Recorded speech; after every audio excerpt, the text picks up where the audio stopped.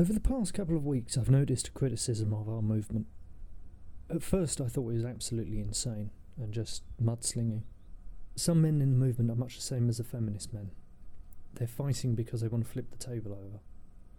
This is a key component to the feminist men, and exactly why everybody finds them a little creepy.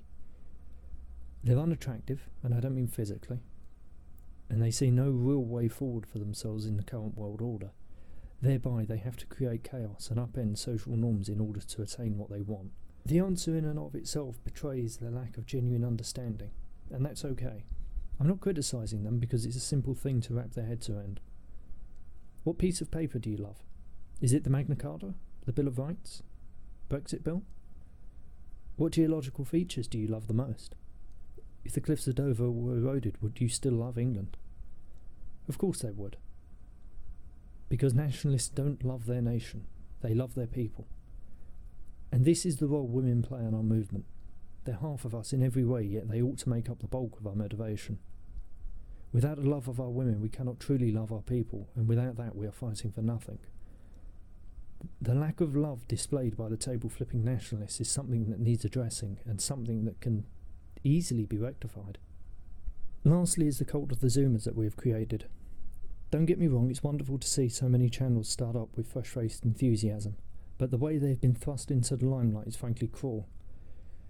By definition, they are young and inexperienced. The positions are often regurgitated with a pretty bow on top. There's no meat to the bones yet, and the problem with that is, as soon as you take a blow, it's going to bloody hurt. In this regard, there are some men in our movement who are much the same. They make believe everything they say, but they say nothing of true substance. They parrot talking points, and they do it loudly because they want to attract other men to their cause. And they never really establish a reason why they're a nationalist beyond a flippant "I love my nation." As men, we need to talk about a few of the problems that we're creating for ourselves. First is the idea of the simp. Simps exist, absolutely. Nobody would deny that, we've all seen them. But the idea that every man who says anything remotely nice to a woman is simply a simp is frankly absurd and childish, and a symptom of table flippers not understanding what it is to be nationalists. Second is the idea of white knighting. Once again, we've all seen this. We know they exist. But the idea that every time a man defends a woman he's automatically white knighting is pathetic. It displays total ignorance of our cultural values. The idea that sticking up for anyone is weak is absolutely insane beyond words.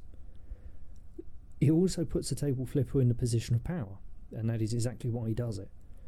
Much like the feminist men cry, "Let the women speak," the table-flipping nationalist will cry "white knight" because it silences the challenger in his domain and uses social pressure to keep order. By and large, Zoomers should be consuming, not producing. We all know this deep down. I'm not even 30 and I feel dumb. We cannot possibly be as mature at 30 as we are at 60. Thereby, why do we expect 20-year-olds to be as mature as 40-year-olds, or 50-year-olds, or anyone else? We are setting ourselves up for failure by pinning our hopes on them in the way that we are.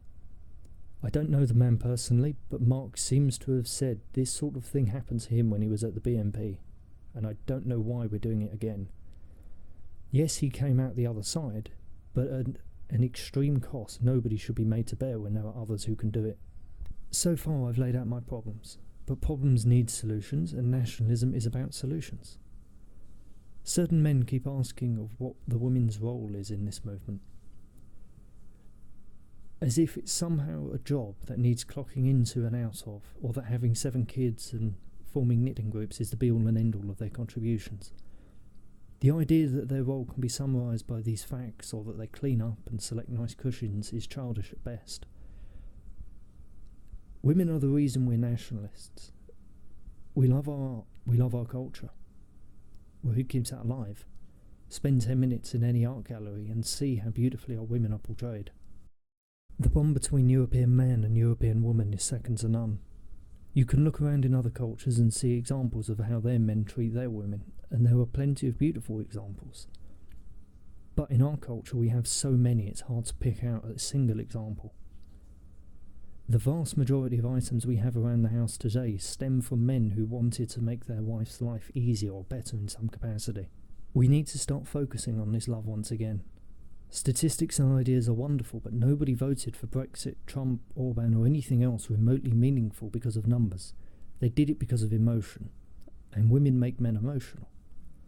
I look at my own journey into this, and it is entirely women who have led me along the way. I admit I'm odd because I'm much more comfortable in their presence. They're everything to me. Without them we would have nothing. They rely on us to keep the culture safe while they nurture it. I can do many things for myself if I swallow black pills, but every white pill I have stems from them or is in their service in some capacity. I don't really understand at what stage our culture took this idiotic view that being kind, respectful and gentle towards them in any way, shape or form is a weakness.